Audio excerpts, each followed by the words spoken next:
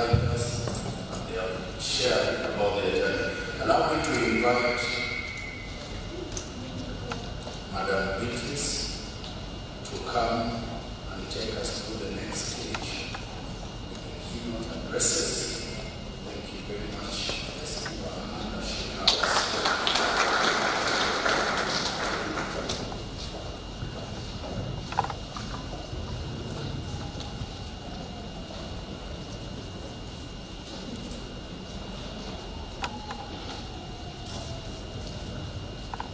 Good morning.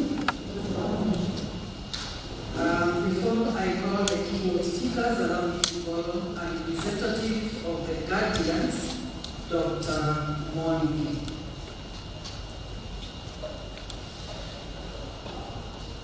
Let's give him a good clap.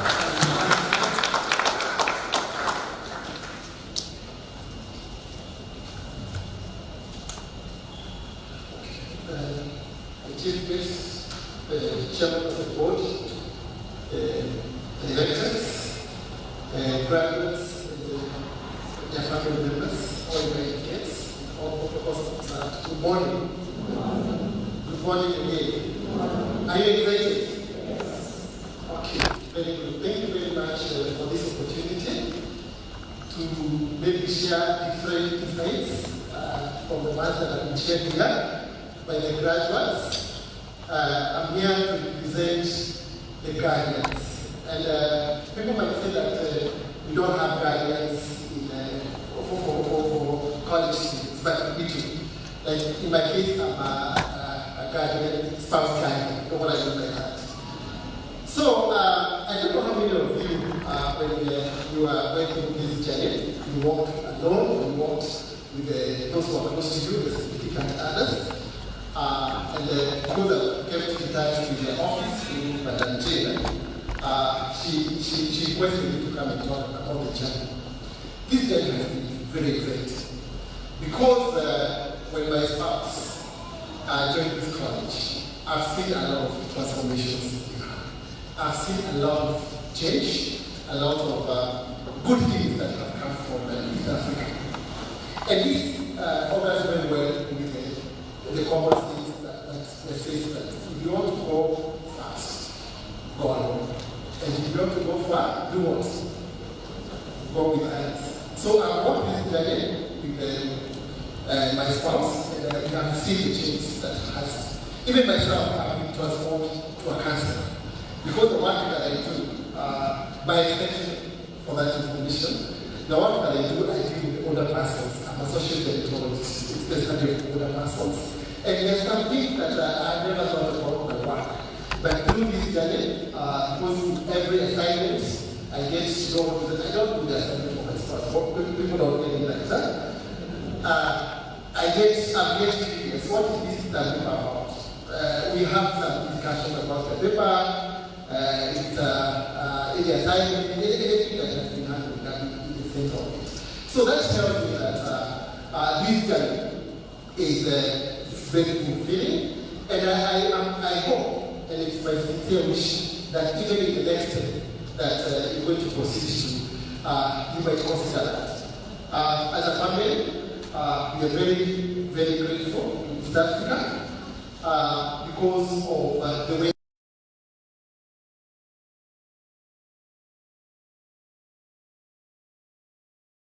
that I want for. Because you're given materials that you can do self-spaced study. You know, this is adult learning, right? That you let honest ourselves. And then we have many other engagements. We have family obligations, we have work obligations, but the way the program is designed, because most of the practices happen when, especially the graduates are married. Maybe that's the time that they the family routine, and they don't have much time to pay much attention, but you can always go back and listen to those scripts, you can read the materials, and I found that to be very, very user-friendly when it comes to the digital program. Otherwise, we are very much motivated, and I want to take this opportunity to wish each one of you the very best. Congratulations. And the one that, or the message that I'm going to leave with you, especially the graduates, is that it's not the end. This is the beginning of a new journey, isn't it? Whether you're going to go to practice, whether you're going to continue with education, whatever you're going to do, there's the skill and the qualification that you have got.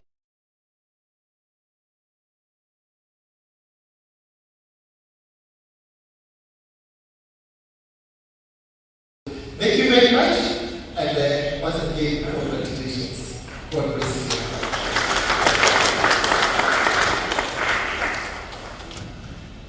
So let's give him a clap. Thank you so much for coming. Guest of honor, all protocols observed. Let me start by introducing myself, so that you get to know who is speaking to you. My name is Beatrice. Beatrice Goge. I think, and I guess the director can confirm, I'm the oldest lecturer in East Africa Institute. I joined East Africa in 2006, and up to today, I'm still walking the journey with East Africa. Before I call the keynote speakers, I would like to say something to the graduates that, as Dr. Mwangi has said, it is not yet over.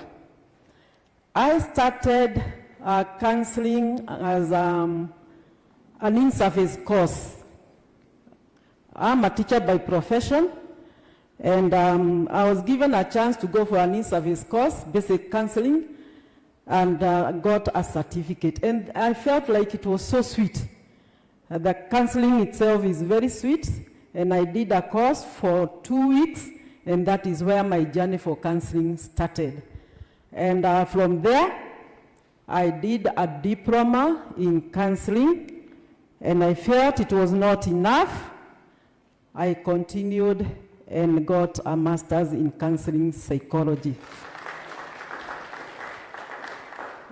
So I want to imagine that we have felt the sweetness of counseling. And someone has said that as we were joining counseling, we thought that we are joining to help others. But fortunately, before we go to help others, we need to start by ourselves. And Father Paul can confirm that love yourself before you love your neighbor. So it starts with self. We cannot be able to give what we don't have. We can only give what we have. And that is why, for me, counseling has worked for me. I've been to many places in this country. I've been to Mombasa, I've been to Machakos, I've been to Meru, I've been to Naivasha, I've been to Nakuru. Hey, I've been to South Sudan. Still counseling. So, it's not yet over. And jobs are there, people need us, so let us do our work. Let us do our work and do it well. Currently, I'm working with the flower farms, even as I work with East Africa. And just to confirm that jobs are there, I go to Naivasha every week. And I see clients one-on-one, then I come back and continue with East Africa. So there are many jobs. Why am I having 2 jobs and you don't have any? Why is Dr. Director having so many jobs and maybe you don't have any? So we need to share these jobs with all of us. Having said that, allow me to call upon Dr. Ekra Dongo to tell us about the role of KENAPCO. Karibu sana, Dr. Ekra.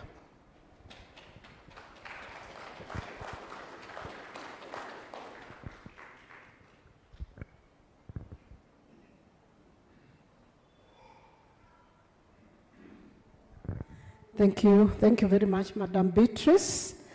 You probably you are wondering where is Dr. Ekla Dungo. Dr. Ekla Dungo is represented here by a minister who is coming up, Dr. Ekla Dungo, and the representative who is very able to deliver for Dr. Ekla Dungo is representing the Kenya National Association of Private Colleges, in short, KNAPCO. So I think he came. He might have gone somewhere, but he'll come. So I'll ask Beatrice to call the next speaker, who is representing the counselor, the National Counselors and Psychologists Board. Sir, we are happy to have you, and we really appreciate your being here. Thank you for coming so early.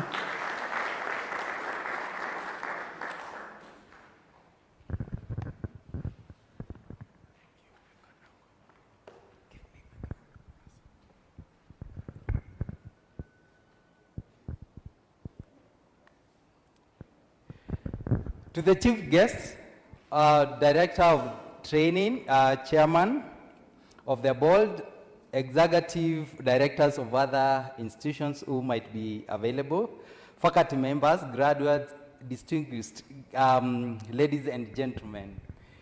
Good morning. I get very much excited anytime I see people who have tapped their potential. My name is Anthony Mwoke. I'm here to represent Dr. Matilda, CEO, Counselors and Psychologists Board. One in every 4 people in Kenya are likely to experience a mental health condition in their lifetime. So from where you are, you can count 1, 2, 3, 4.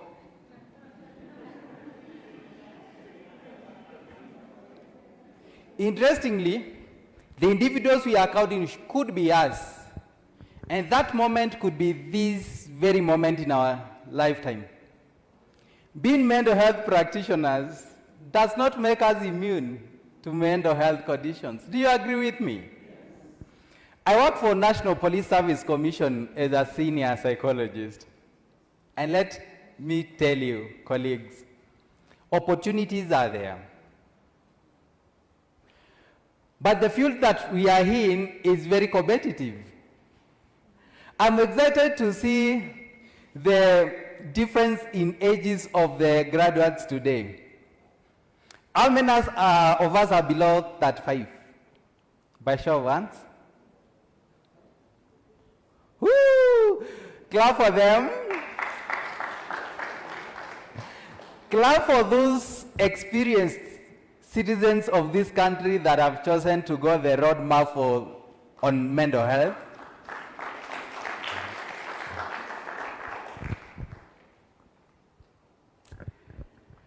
Mental health is not a new conversation that we are having. Psychological interventions, critical concerns that we should have started implementing many years back.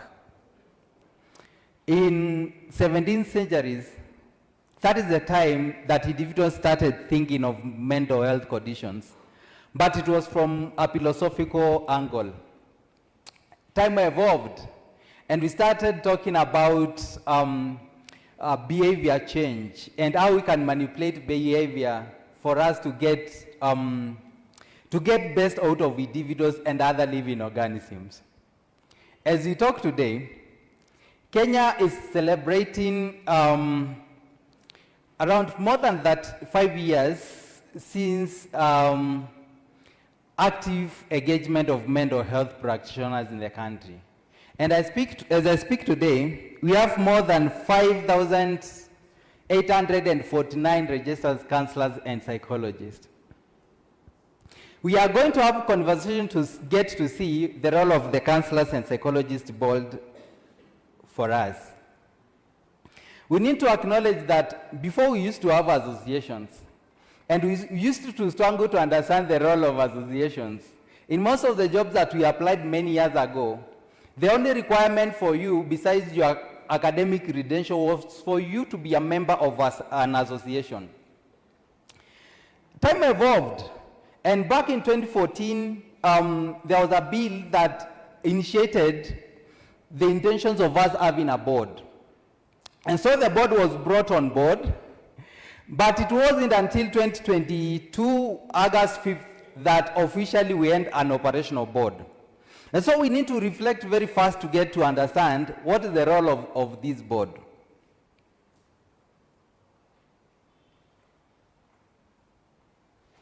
First, the board is mandated to administer examination to determine qualification for registration. As it has been for those more than 3 years that board has been in existence, we've been only using 2 criteria for your registration to be a member. One, your academic qualification, and we have more than 51 participants and graduates who already qualify to be registered with the board. Those are the diploma orders, and we are going to reflect that in a few. But going forward, starting next year, before you become a member of the board, before you get registered, you'll be subjected to an examination. Just like the way we have Law Society of Kenya, and the way we have other fields. So for psychologists and practicing mental health practitioners, we are going to have exams. But I have good news for you. We still have time before that time comes. And so I'll be encouraging us. We have that loophole. It's a loophole that we have at the moment. And for us who have diplomas, the 51 of us, you can register and you'll have saved yourself the burden of sitting for another exam. And that's why I feel that our presence here at the board was very timely. So that these new graduates and those who graduated, you can encourage them. And I'll give you the criteria for it. It's so easy. One of the gifts that you can give yourself is to be a member of the board before Christmas. And it is very possible. This Christmas, I'm going to explain. So another mandate of the board is to ensure that the courses that institutions offer are approved. We want to standardize mental health courses. What we're talking about registration and license is what employers are going to look for. For you to get the opportunity that you look forward to have, you have to be registered and you have to be licensed. And to excite you, for mental health practitioners, it's not a must for you to be employed. With a license, you can employ yourself. And you can help Madam going to Naivasha. A diploma, a license, and you can open your facility and become a practitioner. But you have to be licensed. So we plan, arrange and coordinate and oversee continuous professional training programs.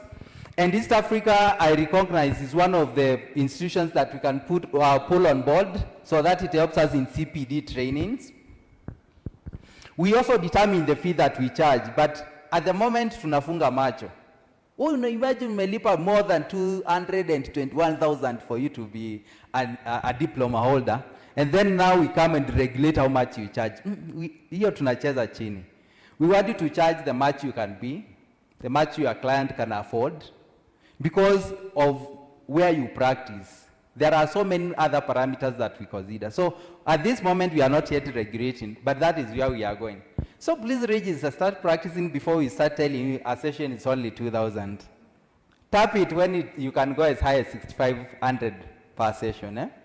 We supervise professional conduct. So we want to ensure that what we are offering to our client is credible. We need you to be accountable, and we need you to impact positively to your clients without fearing causing harm to your client. One of the principles of counseling is non-maleficence, right? Yes, so please, we want to ensure that we monitor how you are doing your services. We also establish systems that govern professional supervision. The first representative of the graduate who spoke encouraged us to continue with clinical supervision. It's very, very important. We also advise the board and the cabinet on policies and programs and standards that need to be onboarded in our government engagements. Why did we have a board from the beginning? We came up with this board so that we standardize training programs and so that we have professional licensing for you. And to have widespread regulated practices, we needed to regulate it so as to enhance ethical oversight. And we wanted our practitioners to have accountability in what they were doing. So eligibility, someone asked how you can have, you can be registered and licensed. Please, you need to have a diploma or a degree. That's the first thing that we are considering. And therefore, we are here to encourage our certificate holders. It's just a milestone. And I like what Father told us, that he came here for our short course, then enrolled for another certificate and another one. Father, before you celebrate your Christmas Mass, you can register and become. So diploma is one qualification. The other one is the examination that I'm saving you before next year. Please register because we are going to have exams. We're talking about good moral character. Madam, she was very kind to remind us, our papers will open doors for us, but our character is what is going to sustain us there. So good character, at the moment, the parameter that we are considering is to evaluate whether you have any standing cases that might have not be reported because of misconduct. The other thing is for you to fill the form, and we are doing that digitally through eCitizen. You fill the form and you pay the fee. At the moment, I understand the registration is 5,000. License depends with the diploma, and for diploma, I think, is it 4 or 5? Around 4,500. So you can register. Then immediately after you register, now is when you can apply for license. Please get that order. So you register with your diploma and your good manners before we do the exams. Then after that, we can onboard you and you can have yourself been licensed. For license, we need you to have registered. We need you to have met what we are calling continuous professional development. For the counselors who are practicing, the board is currently having those CPD trainings. You might have witnessed that. And so for you to register for the first time and to have your license, you don't need CPD points. So please register this moment, because from next year we shall be considering whether you have CPD points. It feels like I came to entice you today. Then please, you'll have to pay, and for diploma I understand it's around 4,500 bob. Now, after you are registered and after you get licensed, you can now get to any association that you may want. What we are encouraging associations to embrace is that because you are registering counselors and psychologists, we have the board that is the one to really confirm who is a genuine counselor and who is a genuine psychologist. So using that order, you will be in safe hands, and we really encourage you to also onboard in those associations. They are the ones that we're looking forward later. We put them together and we'll have a big body that will be fighting for CBS. That is the future of mental health. So other mandates and other roles, graduates and our guests today, we're talking about, we will be deliberate in approving TVET training courses. And I would wish to acknowledge that East Africa is in safe books with us. Clap for them. Development of ethical code of practice is what we are also enhancing. Professional supervision and discipline for our clients. We get in so many reports from those who are already practicing. And insurance companies have tapped, I've noted a spot that we are helping clients and we are charging them and we are not licensed and we are not registered. So what insurance companies are doing are writing to us to confirm whether you are actually a genuine counselor or a psychologist. And we don't want to write a negative feedback for someone who graduated today from your school.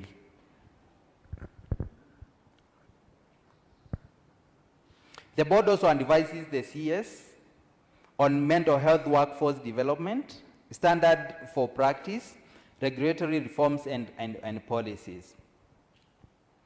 We gazetted 5849 counselors and psychologists back this April, and the same gazette will be updated next year, April. So, why are we having our counselors and psychologists gazetted? We are doing that so that we ensure that our practitioners meet the speciality that they need to have. We are again doing that because we want to make sure that it's easy for legal verification. And we are using the very same document to enhance transparency and to boost public trust. For you to get a client, you'll get to hear from Madam and the rest. Mostly it's through referrals. You see one client, and it's from one client to the next that you are going to get a platform. And you would be surprised to tell clients that this week I'm booked. Can we have these sessions at 8 p.m.? That's where you are going. So we want to enhance transparency, and we want to use that gazette as our parameters for legal practice.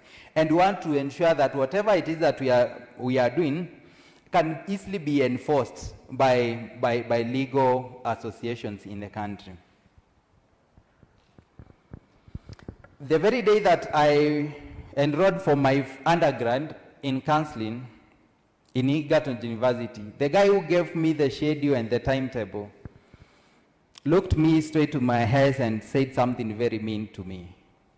And he asked me, "Are you the guys who come and study to help mad people?" I had never looked myself as a potential psychologist as an individual who would be helping mad people. But later on, I interacted with good lecturers like Madam and the rest, and someone told me, we don't call them mad people. We call them mentally disturbed individuals. And therefore, as we release ourselves today, we have a mandate and we have a responsibility to destigmatize mental health conditions. For example, we are not saying someone committed suicide. What are we saying, graduates? Someone died by suicide. We don't commit suicide. It is our responsibility. And I want to give you one tip that you can use to survive before you get your formal engagement. Something we call mental health sensitization program. You can have it to create awareness on mental health to institutions, to individuals. I move around different government institutions is a mandate that I have taken, and my employer has been lenient enough to allow me move around in government institutions doing that. There is a lot of space in that. It is our responsibility to sensitize people about who we are. Because so many people already think that mental health, we are talking about individuals who don't have mental disorders. We can have mental disorders, but still we can be mentally healthy. Am I talking to someone? Especially if our clients are adhering to medication and psychotherapy sessions that we are getting to them. So I encourage us, good people and graduates, that you move forward with hope, and that you'll paint your face with enthusiasm and passion. No one wants to come to you for counseling and for psychotherapy and find you with dull face. I wasn't like this. I practiced. And I tell you, it is fulfilling. This is the best attire we can wear. Be happy. People want you when you are warm. And I like what Daktari said, that when we become mental health practitioners, even our own experiences change. I've been married for more than 7 years. I don't remember us quarreling, because I encouraged her to enroll for counseling. So we handle things from practical, philosophical, psychological modalities. We have CBT when we want to really quarrel. What does CBT say? Are we together?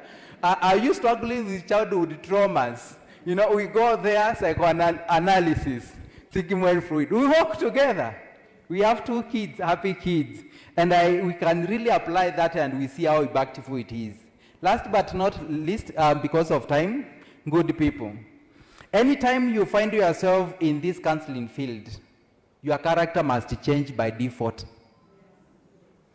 Because, please tell me why I need to come for substance use related problems when, quote unquote, you have a drinking problem. Nitoke inje. Our character must change. That is our brand. That is the best Christmas gift we can give to ourselves. The third one I need to confirm. Did I hear you say, counselor's language, eh? Did I hear you say East Africa will be accredited to give CPDs? I said we can collaborate. East Africa, we are in the right place. We are in the right place. Our next speaker is a lady from Shamiri Institute. This is where jobs are. Joy Muthoni. Karibu. Thank you, ma'am. Good morning, everybody. Our chief guest and all protocols observed. My name is Joy Muthoni. I'm here representing our CEO, Mr. Tom Osborne of Shamiri Institute. So before I read his speech, I'm going to speak a little bit about Shamiri. But first of all, I'm going to congratulate the class today. Congratulations. The future is bright, especially in this sector that you've chosen. So Shamiri Institute is an evidence-based mental health training institute where we all is urgent, and here you are. This is where institutions like Shamiri play a critical role. At Shamiri, we work to make mental health support accessible, evidence-based. We actually carry out surveys that advise the initiatives that we come up with. So at Shamiri, we work to make mental health support accessible, evidence-based, and culturally relevant, particularly for young people, educators, and working adults. Our initiative spans schools, universities, and workplaces, where we integrate mental health into everyday environments rather than treating it as a separate or stigmatized issue. We equip individuals with practical, long life skills such as resilience, emotional regulation, healthy coping, IQ. To the graduates here today, as you enter the counseling profession, your work will help build healthier workspaces, stronger communities, and more resilient societies. At Shamiri, we are proud to share in this mission and support in your impact in Kenya and beyond. So congratulations once again. And God is good, and all the time. Wow. The chief guest and Madam Jane, and all protocols observed. Let me say how delighted I am for this wonderful opportunity that has been accorded to me. And let me apologize for coming after the procession and commend you for starting before time. I'm looking at the program and everything is before the time. Was that by design? I'm a strong believer in doing things before time. So congratulations, and give yourselves a nice clap. Macmillan Kiru is my name, and I am very closely connected with East Africa Institute of Professional Counseling. How did I get connected? we run Landmark Leadership and Training. I'm a senior Anglican clergy, so you can't give me the mic and expect anything else except that which relates to God Almighty. Would you give him a clap of praise? Madam Jane told me, we want to hold you by the hand until you are able to stand on your own feet. I think that must have been 4 or 5 years ago. And I'm pleased to inform you, Madam Jane, and the rest of the colleagues here and all of you that we are now registered by TVETA 4 months ago. And as we face the new year, we registered. And my counselors, we've trained about 100 counselors. They will come to you. I'm glad to get contact with you. And I hope it's possible within the next 10 days to do just what you have said. Isn't this wonderful, therefore? That's why I made every effort, and I put out everything today to come and share that testimony, that all is possible. And the sky is the limit as to where you can get to as an individual student or even as an association. Congratulations, wonderful graduates today. The class of 2025, congratulations. Give yourselves a nice clap. It's very rare that I wear my doctoral gown, but to come and encourage you, both for your certificate and diploma, because there's no shortcut to getting a doctoral gown than the party that you are on. And it's only a matter of time you are Dr. So-and-so. I'm closely connected with quite a number of universities, not least the Daystar University, where I'm on the leadership. And if there's one thing that excites me is when I say graduates like you, and especially those who claim to be old and married, because that's the way to go. Education is not just to be able to get a job, but education is for life. And education is to transform you, because once you are transformed, you'll be a transforming influence to the world around you. Not least, I don't know whether it's you who said it, or is it you, that 1 out of every 4 we experience a mental condition in their lifetime. So if that's the case, can you imagine? In fact, those are conservative figures. I would want to feel like 30 to 40% of our Kenyan society have mental issues, and especially the leadership that we have in this country. Am I speaking to somebody? And they are looking for doctors, for mental health practitioners. And so your job is huge.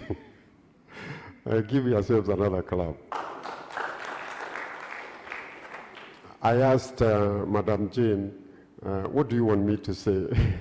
And she said, whatever it is that is in your head. Colossians chapter 3, verse 23 says, whatever your hand findeth to do, do it with your whole heart, because you are not doing it for men, but you are doing it for God. And God is the one that will reward you, and reward you handsomely.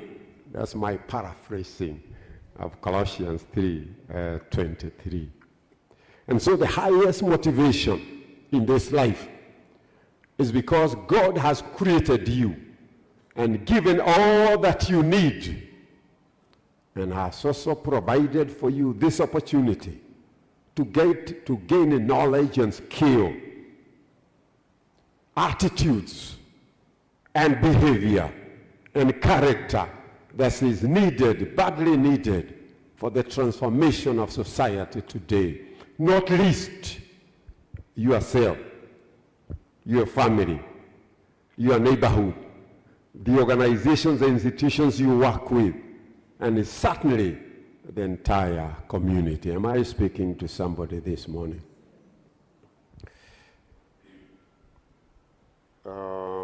Let me just perhaps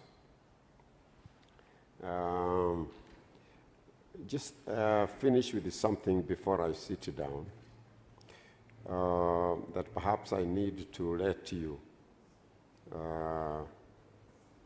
have as a special graduates for this day. Well, these gadgets, you never know whether they will